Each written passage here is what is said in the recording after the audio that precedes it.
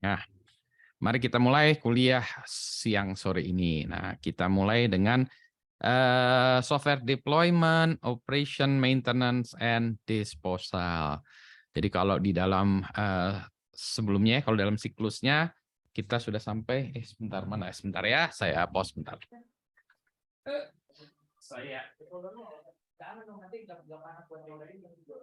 Maaf nih sambil tabletnya dulu sebentar untuk supaya ini ya sebentar.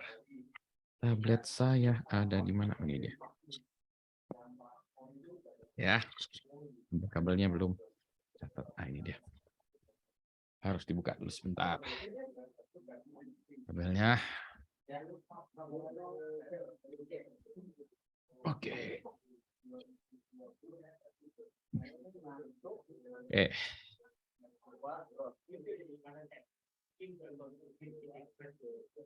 Oke, kita mulai.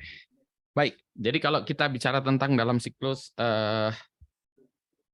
SSDLC, kita sudah mulai masuk ke mana nih bagian akhir ya dalam software security kita. Nah, sekarang kita sudah melakukan coding, sudah melakukan testing, sudah melakukan macam-macam ya, phishing segala macam, penetration testing sudah. Maka kita masuk kepada deployment. Nah, kadang deployment itu memang dilakukan setelah test result selesai, kita anggap aplikasinya selesai gitu ya. Biasanya di sini itu juga ada UAT ya, UAT ya, user acceptance test, udah di-accept, software dianggap selesai, kemudian dibayar. Nah, biasanya kan karena ukurannya biasanya kan fungsional ya, fungsional, maka ya itu dibayar udah selesai. Ya kalau sekarang mungkin geser sedikit ya setelah di pentest atau apa ya. Jadi sebelum di deploy pentest dulu, tapi ada juga yang dijalankan dulu baru di pentest ya. Anyway, ini dijalankan sudah. Nah, software dipasang, dilakukan deployment. Maka deployment dan operation tuh ya poin setelah ini ya, setelah UAT segala macam.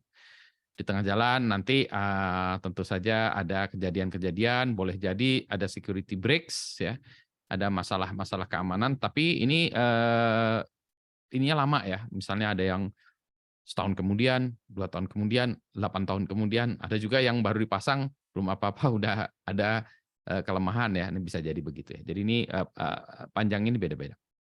Tapi ini untuk menunjukkan bahwa posisinya dia adalah di belakang sini.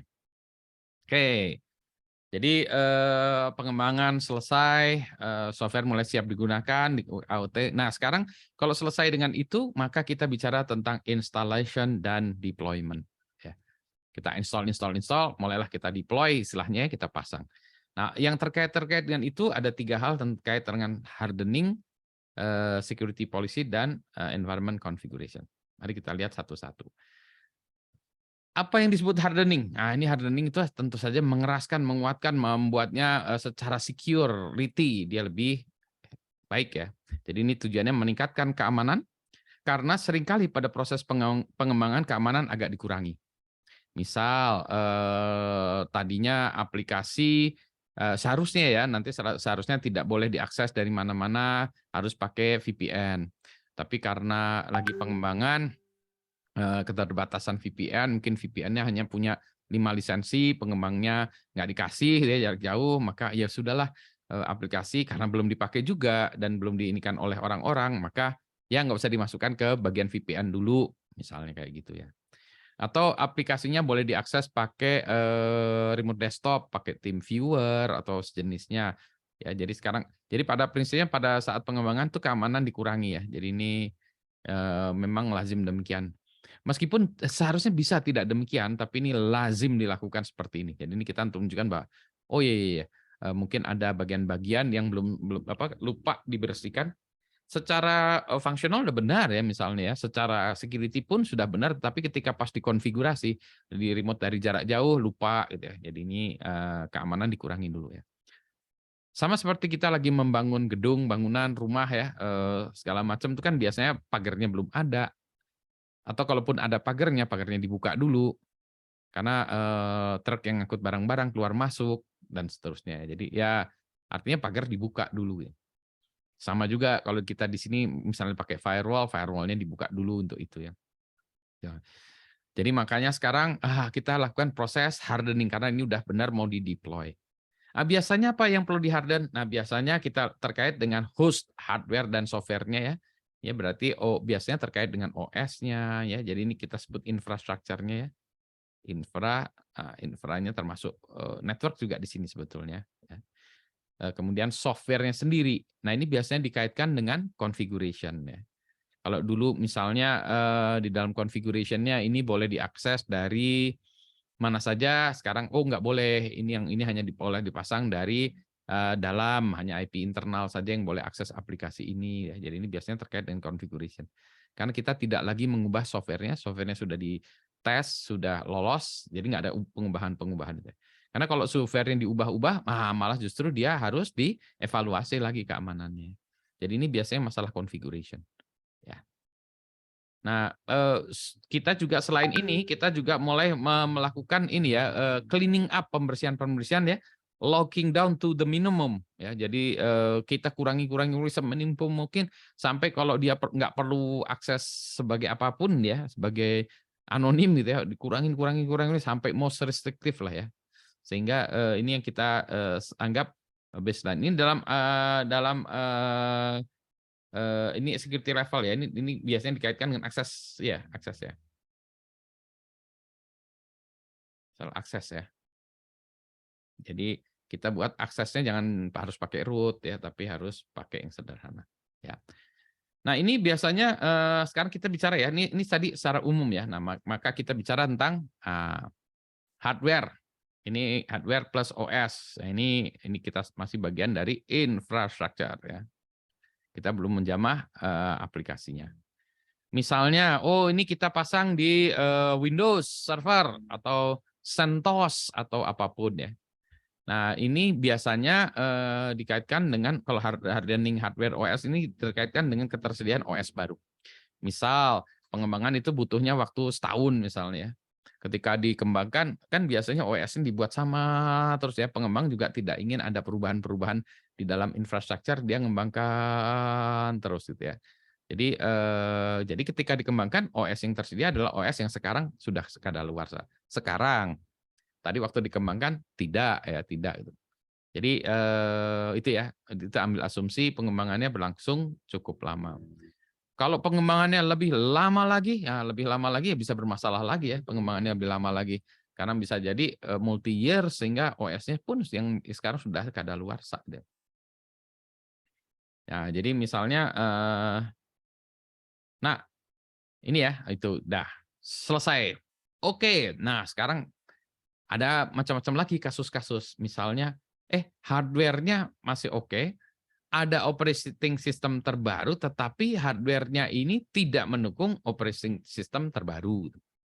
Misalnya, ini di komputer saya, dia Windows 11 itu dia nggak ini ya, nggak compliance gitu ya. Jadi dia bilang, "Wah ini nggak bisa nih hardware OS-nya nggak bisa upgrade untuk hardware tersebut." Ya sudah, berarti wassalam ya. Artinya kalau kita mau meng-upgrade OS-nya berarti kita harus beli hardware-nya. Saya punya devices yang lama yang itu ini iPhone saya juga nih iPhone-nya udah terakhir. Saya punya iPhone 5 yang udah nggak bisa di-upgrade lagi karena udah nggak ada software-nya sudah secara resmi tidak didukung oleh Apple ya. 5S masih kayaknya, yang 5-nya enggak ini ya udah. Jadi memang ya jadi masalah ya. Jadi ada beberapa yang, menjadi masalah gitu ya. Ya jadi, itu ya, ini, masalah, hardening hardware dan OS ya, tidak ada versi baru. Nah repotnya adalah apa? Wah misalnya tadi, saya harus upgrade ke Windows 11, terpaksa masih tetap pakai Windows 10. Padahal misalnya di Windows 10 sudah ada lubang keamanan sehingga harus di-upgrade ke Windows 11, tapi saya nggak bisa upgrade ke Windows 11, ya ini udahlah ya. Kalau ini agak sedikit stuck ya, ya sudah, kita tahu bahwa memang situ ada masalah. Nah gimana nih? Ya. Jadi ya inilah, ya harus membelikan hardware. Wah kalau hardware-nya mahal gimana ya? Kalau harganya cuma 1.000.000, 2.000.000 nggak apa-apa, tapi kalau harganya misalnya hardware-nya servernya harganya 1 miliar, mampus lah kita kan ya. Nah jadi ini memang, ini susah ya, jadi tidak gampang ya, meng-upgrade itu tidak gampang ya. Gitu ya. Nah, ini bisa jadi malah kebalikannya, ya.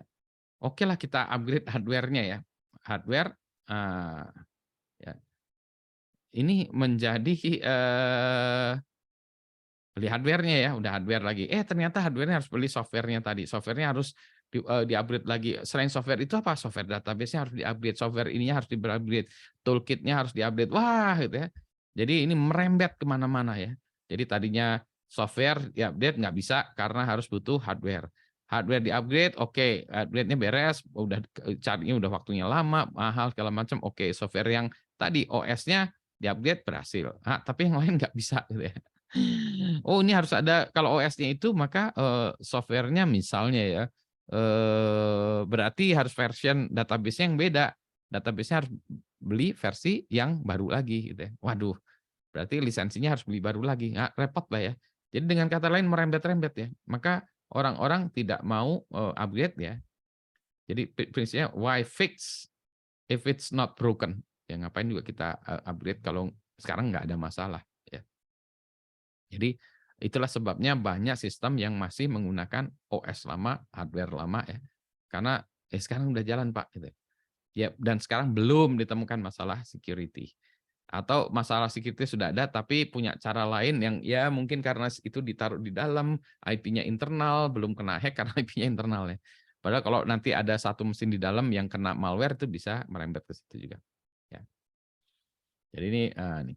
Nah, yang kedua, nah OS pun kadang sering ada tambalan ya, orang bicara tentang service pack atau patch gitu ya, ini yang ini, biasanya, oh ini, masih tetap kayak tadi ya, Windows 11 tapi ada service pack ini. Atau kalau, Linux juga sama ya, Linux, Ubuntu versi sekian ada patch-nya, ya bisa seperti itu. Ada tambalan untuk software-software-nya. Ya. Nah, ini sebetulnya, pas kita misalnya sedang pengembangan ya, oh ada update, ada service pack atau patch terbaru, pengembang, nanti dulu, kita lagi mengembangkan jangan di-update dulu, nanti, di tengah perjalanan kita jadi ngedebug OS-nya, software-nya aja belum selesai, waktunya juga belum selesai, ini malah nanti jadi masalah, ya. Jadi update OS belum sempat dipasang ketika pengembangan, ya. Dan kita belum tahu efeknya terhadap aplikasi apa, malah jangan-jangan dikasih update malah aplikasinya nggak jalan. Jadi ini selalu pada proses pengembangan itu tidak mau OS-nya atau apapun di-upgrade ya. Biasanya masih ketika mulainya itu ya itu terus sampai selesai software-nya. Nah kalau tadi waktu pengembangannya itu lama, 1 tahun misalnya, pas kita selesai mengembangkan OS-nya juga sudah kadaluarsa atau, ada service pack patch terbaru yang harus kita pasang, ya. Nah, jadi, dengan catatan, wah kalau ini di-update gimana? Ya software kita harus diuji kembali. Jadi kalau kita misalnya tadi ya, ini udah selesai software-nya, udah selesai, begitu selesai, hardware-nya kita ganti, infrastrukturnya atau OS-nya kita ganti, maka si aplikasinya ini harus kita tes lagi ya. Jangan-jangan dia nggak jalan gitu ya. Jadi software harus diuji pada service pack atau patch terbaru tersebut. Nah, ini biasanya karena ya kalau sistemnya belum di-deploy maka nggak masalah ya. Tapi kalau sistemnya sudah terlanjur di-deploy maka ini biasanya diujinya harus di, mesin-mesin development, ya.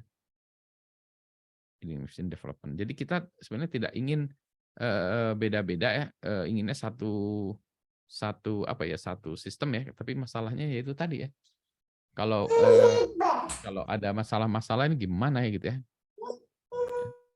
Jadi seperti itu ya.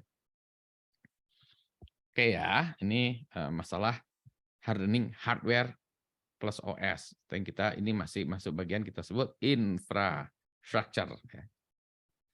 Masih tambahan lagi. Nah, setelah ini assuming tidak ada masalah dengan hardware-nya, tidak ada masalah dengan OS-nya, tidak ada masalah dengan service pack, maka kita melihat service-service yang tidak digunakan harus dimatikan. Contoh, ketika pengembangan semua dibuka. Ini biasanya masalah kemudahan. Misalnya FTP kita buka, SSH kita buka. Oke, FTP-nya terlalu bermasalah, nggak usah. Berarti oke, SSH kita buka. Oh, SSH-nya di brute force orang, ngabisin bandwidth kita. Oke, sekarang nanti pas sudah selesai, maka SSH kita pindahkan ke portnya beda, gitu ya. Beda. Jadi kita gitu ya. Kenapa ini ya, ini harus ditutup karena tadi ya, kalau service-service ini tetap dibuka, kemungkinan kena attack ya, bisa di take over segala macam, ya kemungkinan dia bisa juga dijadikan backdoor gitu ya. Sehingga kalau kita mengembangkan sistem sudah selesai, oh ya sudah, aplikasinya sudah selesai dan dia hanya dibuka di port 80 yang nanti di redirect ke 443 misalnya gitu ya. Ini kan HTTP ya. Ini HTTPS, hanya itu aja gitu. Maka service-service lain bahkan kalau perlu SSH pun dimatikan. Wah Pak, kalau SSH dimatikan gimana caranya kita bisa menghidupkan lagi? Kita melakukan maintenance. Nah, ada macam-macam. Ada yang sebetulnya nggak dimatikan tapi dipindahkan portnya. Misalnya portnya biasanya di 22, SSH dijadikan port ya ada yang 9022 karena tadi itu ya 9090 itu kan ini awalnya seperti 8022 ya 8080 80. Tapi kalau 80 itu biasanya 8 itu 80 segala macam ini dikaitkan dengan HTTP ya maka ini gini. Atau kadang-kadang 22 dipindahkan ke port 2222 gitu ya. Jadi disembunyikan. Ini tidak menambah security dalam artian menambah security aja nih, tapi kita sembunyikan. Ini solusi bedengan lah bisa seperti itu. Jadi mindahkan port ya. Ada juga yang menggunakan port knocking ya. Port knocking ini juga bisa. Nah ini agak sedikit lucu gitu ya. Jadi kita pasang ada software yang namanya daemon port knocking yang mana kita pasang di server. Servernya misalnya katakanlah ini hanya dijalankan di port 80 dan 443 gitu kan ya. Kalau ada 80 atau 443 udahlah dilayankan. Bagaimana kalau ada yang mau coba-coba port yang lain? Nah, ini nggak bisa karena cuma itu aja yang dibuka. Wah, saya menjalankan SSH, gimana caranya? Tidak dipindahkan port lagi, tapi emang SSH daemon-nya ini dimatikan. Nah, jadi ada kita menjalankan namanya port knocking daemon ya. Yang mana ini dia sebenarnya apain sih? Dia ngedengar port itu diketuk ya, namanya juga knocking ya. Jadi, nah di port knocking ini bisa kita konfigurasi. Jadi kalau ada orang ngeping ya atau nge-knock atau ini ke port 7, 3, 11 urutannya seperti itu atau kita balik 11, 3, 7 maka SSHD kita nyalakan gitu ya. Jadi sebelum apa-apa kita harus ngetok dulu ya, ngetelnet port 13, port 3, port 7. Memang nggak ada pasti kan belum nyala gitu ya. Tapi si port knocking daemon-nya ini kan lihat, oh ada orang nyoba-nyoba port 11. Oke. Saya lihat lagi port 3. Oh oke, port 7 dari IP sekian ya. Maka SSHD-nya dia nyalakan, misalnya saya nyalakan di port 9022 gitu ya, saya nyalakan. Jadi habis di port knock baru SSH daemon-nya nyala, baru kita bisa SSH. Kalau enggak dia mati gitu. Jadi seperti itu ya. Anyway, ini dikait-kaitkan dengan service yang tidak digunakan harus dimatikan. Berikutnya lagi harus dicek lagi di server-server di hardware dan OS ini ya. Default account yang kita sebut default accounts itu biasanya kita ini kan akun bawaan ya masih ada gitu. Misalnya ada aplikasi yang wah user ID-nya MySQL, user ID-nya SA, password-nya SA gitu. Oh, ini nggak boleh ya. Atau user ID bawaannya apa ya? Ya ada pokoknya user ID bawaan yang dari aplikasi itu dan bahkan passwordnya sama atau bahkan user ID bawaan itu dipakai dalam aplikasi gitu ya. Misalnya MySQL apa passwordnya apa ya? Dipakai juga. Nah, ini yang nggak boleh ya. Ya, jadi kita mulai membersihkan itu ya. Nggak ada hubungannya lagi dengan software-nya tadi, tapi membersihkan infrastrukturnya. Ya. Nah, ini infra ya. Nah, habis ini kita bicara tentang software-nya. Ada pertanyaan tentang kita hardening infra?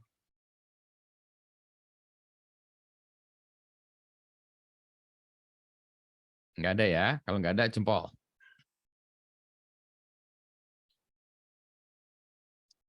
Oke ya, mari kita lanjutkan. Nanti kita kalau ada pertanyaan. Oke, kalau gitu sekarang kita melakukan hardening terhadap software. Nah, berarti sekarang aspek software-nya ya. Secara algoritma segala macam itu sudah benar ya. Tinggal biasanya kalau kita buat coding kan ada bagian-bagian yang kita gunakan untuk melakukan tracing, debugging atau apapun ya. Ini bisa yang biasanya pakai printf ya ada yang pakai log-log ya dimasukin ke log ya boleh juga ya. Ini sama aja. Nah, sekarang tracing dan debugging-nya ini dimatikan fiturnya. Jadi nah, biasanya juga ada ya, kalau dulu saya coding itu biasanya saya pakai kalau bahasa C ya, saya pakai if def debug gitu ya. Kodenya ada gini ya, debug. Nanti di sini end in def ya. Jadi kalau debugnya kita undefined di atas, maka kode ini akan hilang di dalam executable-nya, ya, jadi akan hilang. Ya. Ini biasanya orang-orang seperti itu. Kalau ada debug, maka ya kode debugging atau tracing-nya itu masih ada di dalam kodenya. Jadi ini a good idea to do this ya, hapus kode-kode tracing. Ini dengan asumsi kita punya akses ke source code-nya ya. Yang kedua, error message yang terlalu verbose harus dihapus, kalau bisa dihapus ya, kalau enggak dikurangi ya. Nah ini yang ini akan susah ya. Ketika kita melakukan coding, kita pengennya akan banyak sekali ya, verbose ya. Error message tuh, wah tidak bisa, misalnya dia nggak bisa jalan, atau tidak bisa menampilkan halaman, tidak bisa menampilkan halaman itu apa gitu.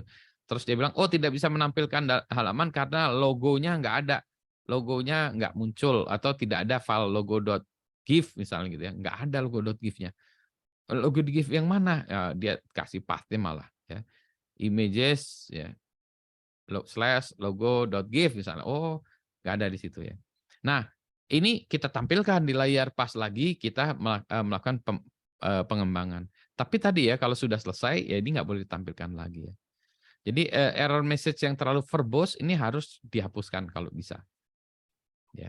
Sehingga user tidak tahu kalau error message misalnya, oh dia nggak nemu, sorry, apa, file not found, images, logo L-nya gede misalnya, logo.gif, misalnya ini case sensitif ternyata, oh salah nih GIF-nya, saya harusnya huruf gede semua, harusnya huruf kecil gitu ya. Go.gif ini malah ada yang besar-besarnya. Nah ini misalnya gitu ya. Tapi kalau ini muncul di error message, maka user dia tahu, oh ada slash image. Jadi dia nanti URL apa ya gini-gini terus dikasih slash image gitu ya. Siapa tahu ditampilkan ya. Gitu ya. Jadi yang tadi ya error message yang terlalu verbose tidak boleh ditampilkan kepada user. Apalagi jika lengkap dengan kesalahan kode ya. Jadi ini jadi ketahuan kode apa direktorinya, struktur direktorinya apa, atau bahkan kadang-kadang juga compilernya disebutkan ya, misalnya language-nya apa, JRV atau Java version sekian sekian sekian, waduh jadi ketahuan juga. Ya, jadi ini ya hapuskan. Kemudian, nah ini hapus maintenance hook, yang ini yang sering ditinggalkan oleh developer. Ini kan developer malas lagi ya, dia bolak-balik. Misalnya kita harus mengembangkan aplikasi, dia harus apa printing ya, ini printingnya belum selesai. Berarti dia harus ada data dummy yang harus kita print. Kalau enggak kita harus ngantri lagi print, ngantri lagi print. Wah kalau gitu data dummy-nya kita taruh aja di dalam sana gitu ya. Satu itu bisa. Oke, jadi nanti tinggal print, berarti ada file dummy-nya yang ada di situ. Nah itu ya kita sebutnya yaitu mestinya pengembangan ya. Yang kedua misalnya ini orang supaya saya bisa masuk lagi kalau harus masuk dengan user ID dan password, kadang lupa, kadang ini, maka dia buatkan maintenance hook ya, quote unquote maintenance hook yang mana kalau logonya diklik 3 kali, kemudian klik satu lagi di mana ya, di section 1 gitu, klik gitu, maka muncullah langsung ke halaman yang bersangkutan gitu ya. Ya ada seperti itu. Karena kalau mengembangkan sesuatu ya misalnya saya harus mengembangkan terus harus login dulu terus dari depan ya klik ini klik ini klik ini klik ini sampai klik report gitu kan ya. Itu kan prosesnya panjang. Wah, ternyata masih error. Oke, codingnya bener-bener lagi. Iya, mulai dari awal lagi gitu ya. Males amat gitu ya. Kalau gitu saya buat aja satu apa itu URL slash percobaan satu ya kalau saya klik itu sebetulnya tadi ya udah apa ngambilin data semuanya sudah pre-made lah gitu ya. Nah, itu kan untuk maintenance-nya dia masih apa ya, ditanam di situ karena tadi ya untuk ngecek, untuk ngapain macam ya. Bahkan aksesnya juga kadang-kadang ada juga yang akses maksudnya tadi dipersingkat, double klik ini supaya bisa masuk dengan cepat ya, atau user ID dan password-nya si developer ini masih juga aktif gitu ya.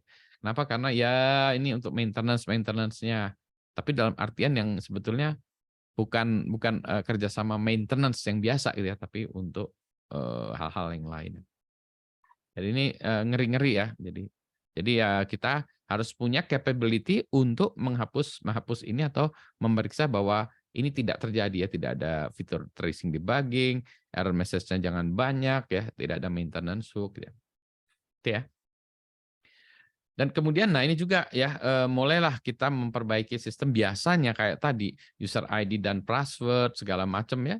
Wah, ini gimana caranya? Ya pertama masih codingan kan masih coba-coba dulu Pak. Ya udahlah ditanam di kodenya gitu ya.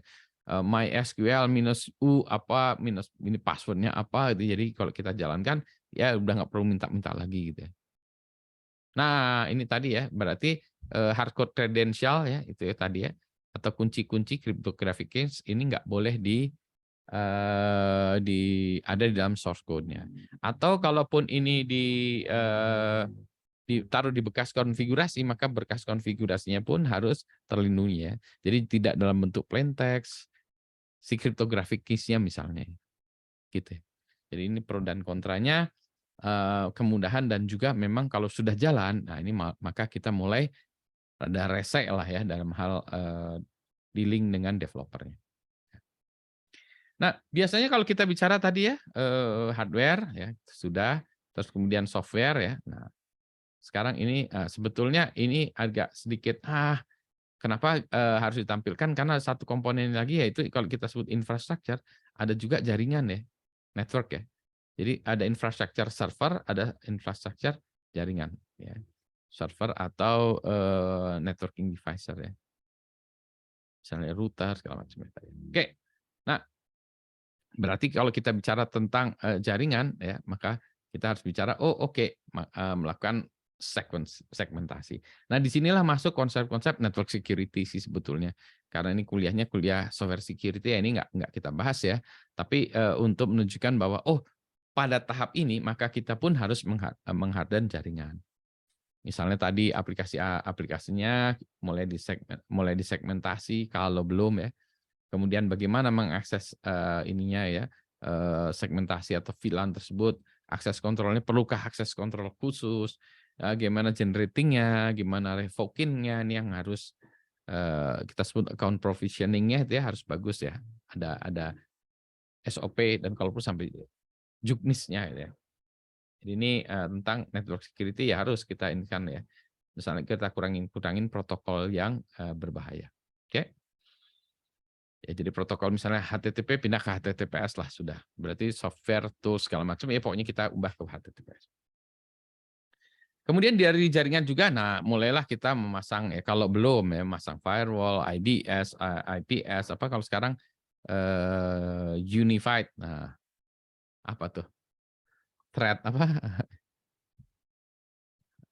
Unified thread apa kemarin tuh ada pas lagi kita belajar ceh ya. Ya ini ya intinya perimeter ini mulai kita aktifkan ya. Ini kalau kita cari terkait dengan hardening jaringan. Nah, ini kan semuanya kan tadi kita lakukan secara manual ya, OS, ini software, LAN. Nah, maka ada nggak tools yang bisa membantu seperti itu? Ya ternyata, ada ternyata. Ada yang dia sebut namanya nih misalnya salah satu tools yang sering digunakan orang adalah CIS benchmark ya. CIS benchmark itu digunakan untuk mengevaluasi kondisi dari sebuah sistem. Jadi CIS benchmark itu biasanya digunakan oleh the good guys atau admin untuk melakukan kondisi sebuah sistem. Tapi cara yang bersama juga bisa dilakukan juga oleh orang-orang nakal dengan menggunakan CIS benchmark itu untuk ngetes. Jadi CIS benchmark misalnya, misalnya untuk CentOS versi berapa gitu ya, maka dia ada CIS benchmark-nya. Nah, dalam CIS benchmark itu dikembangkan untuk membuat library-library. Jadi kalau di CentOS itu yang dicek apa.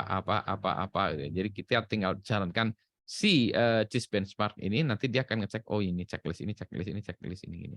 Misalnya itu tadi untuk sistem operasi, untuk jaringan juga, untuk aplikasi juga sama ya, ada CIS benchmark. Jadi dia kita sebut namanya benchmarking. Ini sebenarnya untuk melakukan baselining kondisi security di kita.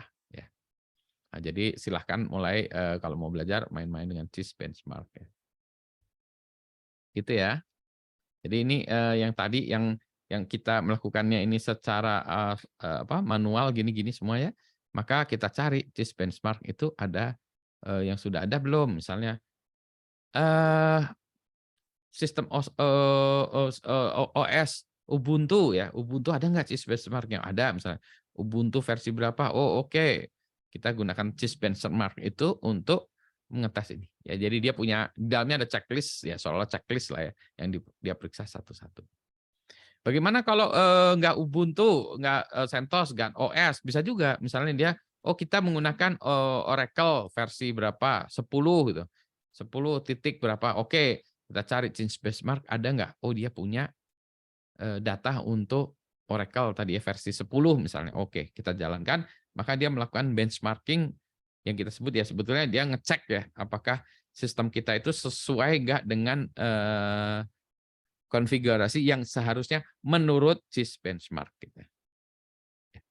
Dan umumnya CIS benchmark ini tersedia untuk berbagai sistem yang umum digunakan. Yang umum-umum itu adalah ya. Oh, dia ada Ubuntu ada, CentOS ada, Oracle ada. Kalau yang khusus-khusus atau yang eksotik atau yang buatan sendiri enggak ada. Oke, ada pertanyaan? Sebelum kita terus, kalau nggak ada jempol. Pak, izin tanya. Silakan. Kalau misalnya kita setelah menguji suatu aplikasi yang sudah di-deploy, kita uji security-nya ternyata babak belur nih Pak, si suatu aplikasi itu bisa Ya, ditembus dengan mudah. Nah itu ya. kira-kira remediation-nya apa Pak yang harus kita lakukan itu? Apakah perlu dari segi desain diulang kembali kah atau bagaimana? Ya, itu tadi ya. Assuming ini ya, katakanlah kita mundur ya. Mundur ke sini. Katakanlah ya, kita mundur ke sini. Terus, jadi aplikasinya pas diuji, awal-awalnya nggak tahu ya. Memang dicek, ini memang awal-awalnya pas diuji nggak ada masalah memang.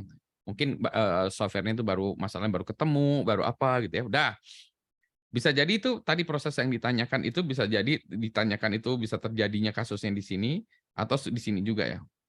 Ternyata kita cek aplikasinya itu babak belur. Wah, ini security-nya luar biasa kacau-kacaunya ya. Maka kita identifikasi dulu, ini kacaunya adalah masalahnya adalah masalah satu ya. Oke, ini apa. Udah. Nah, kalau yang biasanya dilakukan kita lihat dulu ini masalahnya apa sih ya. Root cause-nya apa? Oh, apakah dia hanya masalah coding atau masalah apa ya?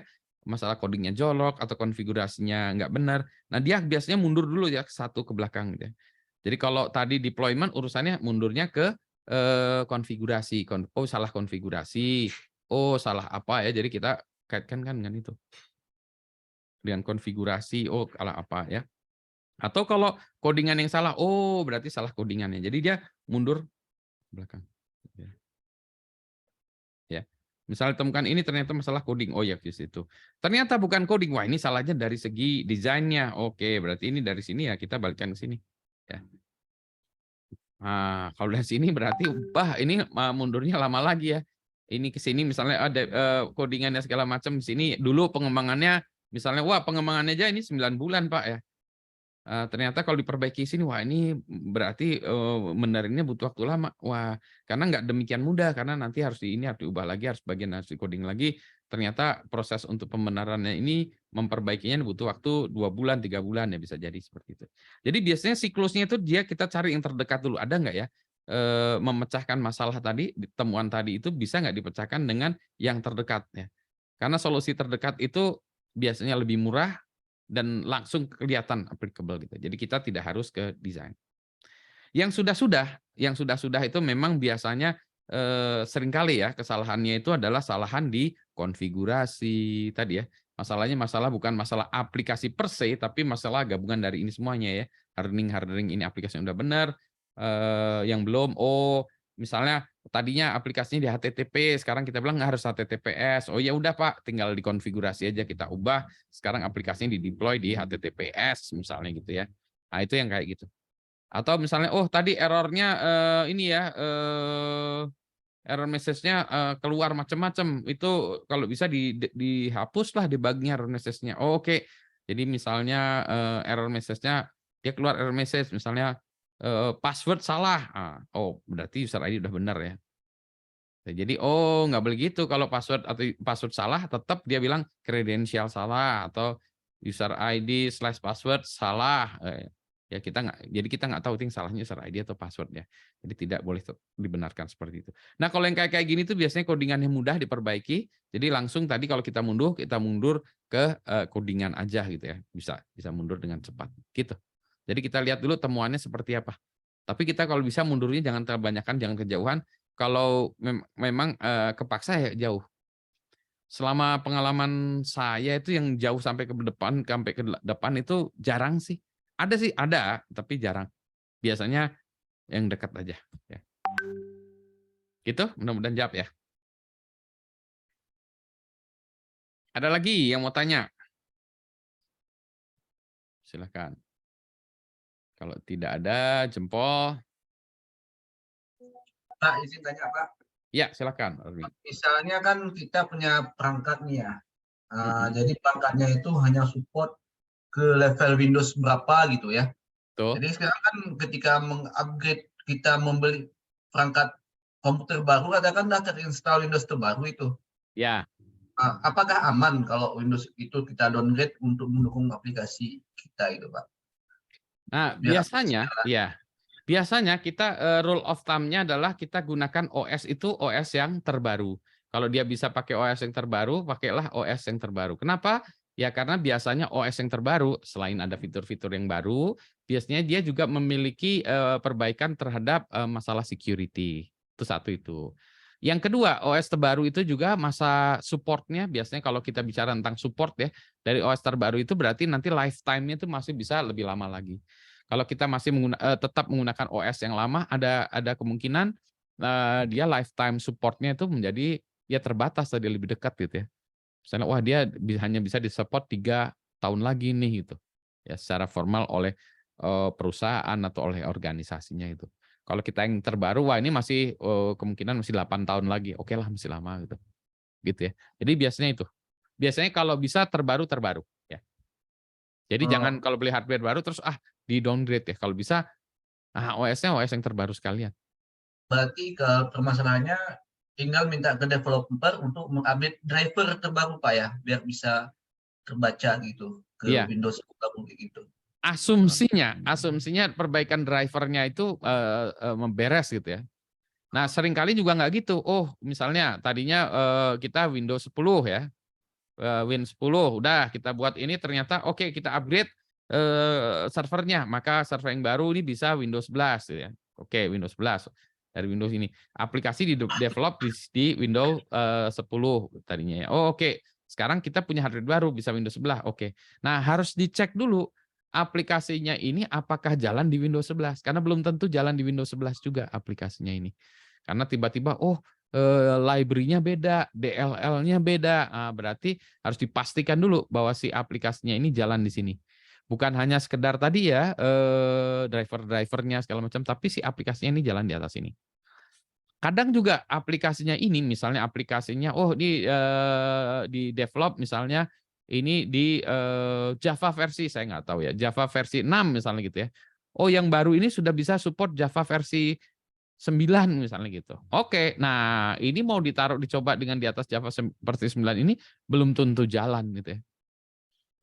Nah, jadi inilah dia tadi suka dukanya kalau kita develop di lama ya ini bisa jalan, bisa jalan, bisa jalan. Nah, kalau di dalam sistem yang baru ini harus dipastikan dulu dia jalan. Nah, bagusnya kita loncat ke OS yang baru ini tadi ya kita seolah-olah mulai dari scratch dan punya waktu support yang lama. Kalau kita nanti Windows 0 gini ya, misalnya Windows 10 ya kita jalankan di sini, selain tadi supportnya sudah mau habis, ini juga nggak tahu, tiba-tiba di tengah jalan karena ini udah lama ya diulik-ulik, oh di sini biasanya kemungkinan security hole untuk OS-OS yang lama itu malah lebih banyak. Dan akhirnya kita akan lari ke sini juga gitu kan ya. Tapi repotnya apa? Ini aplikasi sudah jalan, segala macam ya, ada database-nya, ada usernya, wah migrasi ke sini itu rada ngeri gitu.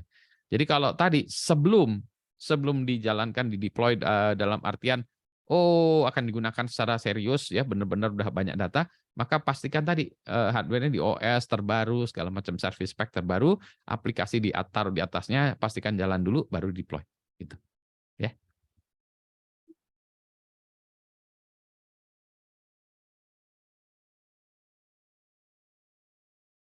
Ya itu dia. Nah, ini ada pertanyaan, kalau industri-industri yang lain ya yang masih pakai software zaman 90-an, tahun 80-an, gimana cara hardening-nya?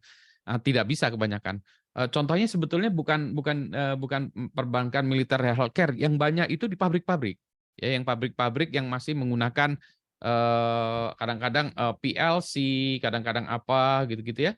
Itu kadang-kadang aplikasinya masih dibuat pakai Delphi ya, pakai Delphi, terus pakai Visual Basic yang tahun ke-8, ya, bahkan ada yang pakai Fox Pro gitu ya. Fox Pro tahun berapa gitu ya, dan sudah terlanjur jalan. Ada yang pakai DOS, pakai ini udah terlanjur jalan. Dan terlanjur jalan karena memang kebutuhannya seperti itu. Misalnya ada aplikasi yang dia melakukan sensing temperatur di furnace ya, di ini untuk pabrik ya misalnya, terus nanti kalau dia ngontrol temperatur aja. Nah, aplikasinya itu ya nggak bisa di-upgrade, karena kalau itu di-upgrade kan berarti aplikasinya misalnya dibuat dalam Delphi, kalau kita pakai sistem yang baru nggak bisa. Tapi kalau itu jadi ini aplikasinya terpaksa dijalankan di atas OS yang lama gitu ya. OS yang lama, misalnya ini pakai Windows NT. Ya. Apalagi udah jalan di sini dan jalan baik gitu. Tapi ini Windows NT. Kalau dia disambungkan dengan jaringan, sudah pasti Windows NT-nya ini bisa diobok-obok, bisa dimasukin segala macam. Jadi, nah gimana nih? Jadi dia memang tidak bisa disambungkan ke dalam jaringan tanpa meningkatkan risiko. Nah, biasanya itu dikasih ini, dibatasi firewall atau apa juga ya, sehingga wah ini nggak bisa langsung, karena sudah pasti kalau dia langsung pasti dia akan kena hack. Pak, kena hack kalau orang yang nakal, kalau orang yang nggak nakal, oh bisa jadi bukan orang nakal, tapi di sini ada satu komputer kena, misalnya kena malware atau apa. Ya ini Windows NT yang lama pasti kena, pasti kena. Kalau ini kena malware ya. Sehingga dia itu dibatasi bukan karena orang di sini tuh dianggap nggak bisa dipercaya, tapi mesin-mesin yang lain pun tidak bisa dipercaya gitu. Karena kalau ada satu mesin kena ransomware segala macam, wah ini bubar jalan semua ini. Nah, sehingga sekarang ini kalau yang menjadi masalah tuh sekarang adalah industri-industri yang terkait dengan oil and gas. Ya. Karena sensor-sensornya yang di mereka di sana itu sudah lama semua. Ya. Jadi oil and gas tuh sensor-sensor PLC-nya ini mau nyambung ke internet, karena semuanya sekarang mau nyambung ke internet. Kalau dia, makanya kita bicara tuh di sana kalau istilahnya macam-macam sih ya. Ada yang namanya ICS ya, ada yang namanya industrial IoT ya, ada yang industrial IoT, ada yang namanya lagi operation teknologi. Ini operationnya beda ya. Operationnya bukan operation dalam artian kita masuk barusan ya operation. Tapi istilah mereka untuk alat-alat tadi itu namanya operation ya. Alat-alat yang dipakai operation ya, OT ini. Nah ini semuanya ini mau disambungkan ke internet. Nggak bisa. Disambungkan ke LAN aja, nah itu berisiko. Jadi satu-satunya jalan yang sekarang ya, yang banyak dipakai orang, ya terpaksa mereka di gateway-kan dulu. Jadi seolah-olah yang kita pastikan jadi alat-alat tadi ya, alat-alat yang misalnya healthcare segala macam, alat-alat yang lokal tadi ya, ini alat-alat itu. Ya di sini ada satu mesin ya, ya ini nanti gateway. Nah, ini misalnya pakai Raspberry Pi atau apapun ya. Nah, inilah yang nyambung ke LAN atau apa gitu ya.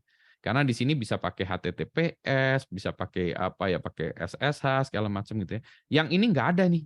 Nggak, ini plain text atau apa ya. Kalau di kita ping berkali-kali dia ngehang, restart gitu ya. Yang ini memang tidak aman. Sehingga kalau mau di sini mau di attack segala macam, ya memang orangnya harus physically berada di daerah sini ya. Kalau ini wired dia harus ngetap di sini. Kalau ini WiFi ya, ini WiFi pun ya WiFi-nya dia harus berada di WiFi atau Bluetooth yang terdekat dengan dia. Kalau alatnya biasanya ini ketolong kalau orang-orang yang berada di itu ya, di mining segala macam, ya yang nakal tuh ya harus ada di mining itu juga ya. Yang mana bukan ya, biasanya cracker-crackernya kan dari internet ya, bukan di situ. Tapi ini masih risiko juga kalau misalnya ada orang bawa notebook atau apa ya yang dia nyambung ke WiFi, dia nggak sengaja tadi ngetek ini ya bisa ya nggak sengaja. Gitu ya.